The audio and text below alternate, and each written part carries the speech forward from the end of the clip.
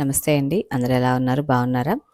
ఈరోజైతే ఈ వీడియోలో రాగి, ఇత్తడి పాత్రలు ఎలా తొందరగా 5 నిమిషాల్లో ఎలా క్లీన్ చేసుకోవచ్చు అనే విషయాన్ని ఈరోజు 3 పద్ధతుల్లో మీకు చూపిస్తానండి. అందరూ వాడే జనరల్‌గా తెలిసిన పద్ధతులు కాకుండా 3 పద్ధతుల్లో చూపిస్తాను. Welcome back to our channel Bindu the home maker. So, first మెథడ్‌లో అయితే కొంచెం కుక్కర్ తీసుకొని దాంట్లో కొంచెం చింతపండు తీసుకొని దానికి 2 గాని, 3 గాని నిమ్మకాయలు ఇలా కట్ చేసుకొని వేసుకోవాలండి. ఆ తర్వాత కొంచెం ఒక గుప్పెడు కుంకుడుకాయలు తీసుకోండి. కుంకుడుకాయలు ఎందుకంటే మనకి గిన్నెలు మెరుపు కోసం, ఆ తర్వాత మనకి వాష్ చేసేప్పుడు నురగలాగా వస్తుంది కదా! ఆ నురగ బాగా రావడానికి ఏసుకోండి.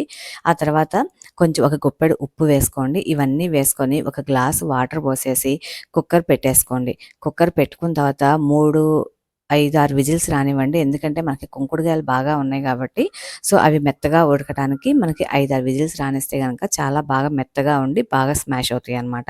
సో, దానికోసం 5, 6 విజిల్స్ వచ్చేదాకా ఉండి ఉడకబెట్టేసుకోవాలి. ఉడకబెట్టిన తర్వాత అవి విజిల్ తీసేసిన తర్వాత ఇదిగోండి ఈ కన్సిస్టెన్సీలో బాగా అన్నీ ఉడికిపోతాయండి. మనం దీంట్లో ఉప్పు వేసాం కాబట్టి దేవుడు స్వామి అమ్మవారి విగ్రహాలనైతే మాత్రం కడగద్దండి. సాల్ట్ వేసిన వాటితో దేవుడి విగ్రహాలనేవి కడగకూడదు. ఓన్లీ మనం ఇత్తడి రాగి సామాన్లయితే కడుక్కోవచ్చు కానీ దేవుడు పటాలు కానీ దేవుడు విగ్రహాలు ఉంటాయి కదండీ! చిన్న చిన్నవి అందరి ఇంట్లో ఇత్తడి కానీ లేదంటే వెండి కానీ అలాంటి వాటిని మాత్రం కడగకూడదండి. ఉప్పు వేసిన వాటిని వాడకూడదు. సో, ఒకవేళ మీకు అవి కడగాలి కావాలి అనుకుంటే గనక సాల్ట్ లేకుండా వేసుకోండి. సేమ్ ఇదే ప్రాసెస్‌లో చేసుకోండి సరిపోతుంది. అలా వేసుకొని మన దేవుడు విగ్రహాలు గనక ఆ నీళ్ళల్లో ఉంచితే గనక చక్కగా తెల్లగా వచ్చేస్తాయి. దానికోసం సాల్ట్ లేకుండా చేసుకోవచ్చు. సో, ఇలాగ ఉడికిన దాన్ని కొంచెం నీళ్లు పోసుకొని బాగా డైల్యూట్ చేసుకొని దాంట్లో గుజ్జంతా దిగేలాగా ఇలాగ ఫిల్టరేట్ చేసేసుకోండి. మొత్తం బాగా గుజ్జు మొత్తం దిగేదాకా ఫిల్టర్ చేసుకోనండి. దానిలో ఉన్న రసం మొత్తం వచ్చేసేయాలన్నమాట. దాని మీద జ్యూస్ వస్తేనే మనకి కూడా వేస్ట్ పోకుండా ఉంటుంది. ఆ పిప్పి కూడా పడేయాల్సిన అవసరం లేదండి. ఆ పిప్పితో కూడా ఆ రోజు మనం ఏదైతే ప్లేట్ యూజ్ చేస్తున్నామో ఆ ప్లేట్లు కూడా ఇత్తడి, రాగి ఉంటాయి కదా! ఆ వాటిని కూడా క్లీన్ చేసుకొని చాలా తొందరగా పోతుంది.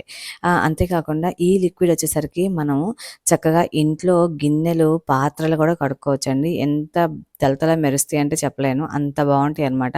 ఎవరైనా ఆర్గానిక్‌గా చేసుకోవాలి అనుకుంటే గనక మనకి కెమికల్స్ లేకుండా మన బౌల్స్ అనేవి క్లీన్ చేసుకోవాలి అనుకుంటే గనక సో, ఈ పద్ధతి వాడుకొని చక్కగా వాళ్ళు క్లీన్ చేసుకోవచ్చండి. గిన్నెలు కూడా చాలా బాగొస్తాయి. ఎందుకంటే నేచురల్ వేలో మనం ఎటువంటి కెమికల్స్ దీనిలో యూజ్ చేయలేదు కాబట్టి.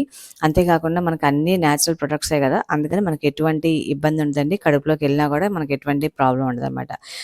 ఇలా రెడీ చేసిన లిక్విడ్‌ని చక్కగా ఫ్రిడ్జ్‌లో స్టోర్ చేసుకోండి. నా దగ్గర ఇలాగ విమ్ బాటిల్ పాతదుంది కాబట్టి దాంట్లో పెట్టుకొని స్టోర్ చేసుకున్నాను. ఇది బయట ఉంటే మాత్రం మనకి స్మెల్ వచ్చేస్తుందండి. ఎందుకంటే మనకి చింతపండు అవన్నీ ఉన్నాయి కాబట్టి మనకి స్మెల్ వస్తుందండి. కాబట్టి ఫ్రిడ్జ్‌లో పెట్టుకొని మనకి ఎన్ని రోజులు కావాలంటే అన్ని రోజులు అలాగా యూజ్ చేసుకోవచ్చు. ఆ తర్వాత ఇదిగో చూడండి గిన్నెని చక్కగా తీసుకొని ఆ లిక్విడ్‌లో ముంచుకొని క్లీన్ చేయండి. చాలా అంటే చాలా బాగా వస్తుందండి. 5 మినిట్స్‌లో మీకు మొత్తం తళతళ మెరిసిపోతాయి ఉంటాయన్నమాట. ఎక్కువసేపు మనం కష్టపడాల్సిన పని ఉండదు. మెయిన్‌గా మనకేంటంటే రాగి పాత్రలు, ఇత్తడి పాత్రలు తొందరగా నల్లగా అయిపోతాయి. తొందరగా పోవన్నమాట మరకలనేవి. సో, ఇలాగైతే బాగా మెరిసిపోతాయండి మన పాత్రలైతే. సో, మీరందరైతే ఇదొకటి ట్రై చేయండి. సో, సెకండ్ మెథడ్‌లో షాంపూ తీసుకోండి. ఇక్కడైతే నేను నైల్ షాంపూ తీసుకున్నాను. ఈ మెథడ్‌లో కూడా గిన్నెలు బాగా మెరుస్తాయండి.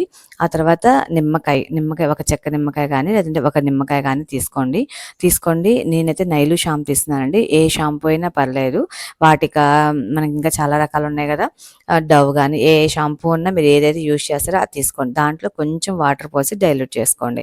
డైల్యూట్ చేసుకొని దాన్ని చక్కగా స్క్రబ్బర్‌కి అద్దుకొని దాంతో మనం గిన్నెలు మన రాగి సామాను గనక కడుక్కుంటే గనక చాలా అంటే చాలా బాగుతాయండి. దీన్ని ఏంటంటే షాంపూ యూజ్ చేస్తున్నాం కాబట్టి ఇక్కడ ఎక్కువ నురగొస్తుంది. మనం ఇందాక చింతపండు దాంతో ఏంటంటే అది నేచురల్‌గా చేసుకుంది కాబట్టి తక్కువ నురగొస్తుందండి. ఇది షాంపూలో మనకు అందరికి తెలిసిందే.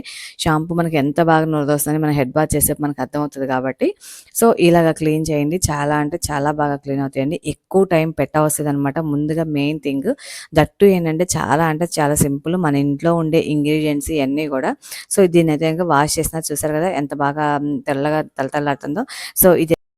సో, ఇదైతే చాలా చాలా ఇన్‌స్టంట్ అండి. నిమిషాల్లో కాదు సెకండ్స్‌లో కలర్ మారిపోద్దనమాట. మనకి రాగి పాత్రలు గానీ, ఇత్తడి పాత్రలు గానీ.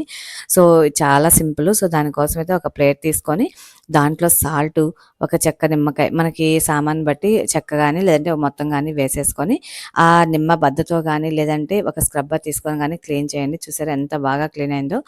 సో, అదే విధంగా రాగి కూడా తీసుకుంటే గనక మనం కింద మీరు గమనిస్తే గనక ఉప్పు నిమ్మకాయ కలిపిన రాగి పాత్రలు కూడా చాలా తొందరగా పోతాయండి.